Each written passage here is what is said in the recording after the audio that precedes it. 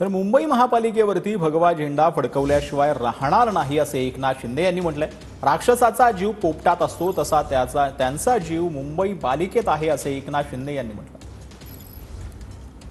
या ठिकाणी सोन्याची अंडी देणारी कोंबडी म्हणून ज्याचा वापर ज्यांनी केला त्यांना या निवडणुकीमध्ये आता तर विधानसभा जिंकली आहे, आता मुंबई महापालिकेवर पण भगवा झेंडा फडकल्याशिवाय राहणार नाही आणि म्हणून त्यांची तगमग चालू आहे, तळमळ चालू आहे। जसं राक्षसाचा जीव पोपटात असतो तसा त्यांचा जीव मुंबई महापालिकेत आहे।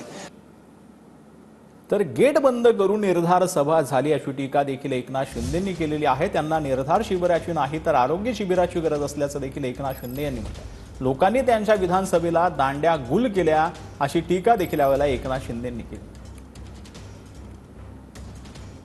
गेट बंद करून निर्धार सभा झाली, निर्धार शिबिर झालं, म्हणजे घाबरत होते लोक पळून जातील म्हणून, आणि म्हणून खरं म्हणजे निर्धार शिबिर नाही, त्यांना आरोग्य शिबिराची गरज आहे। कपाळ मोक्ष तर जनतेने विधानसभेत केलाय।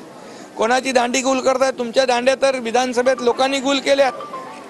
तुम्ही अमित शाह आणि यांचं नाव घेताय, पक्षाला नाव द्या म्हणून। आम्हाला आदरणीय प्रधानमंत्री मोदी साहेबांवर आणि गृहमंत्री अमित शाह साहेबांवर गर्व आहे।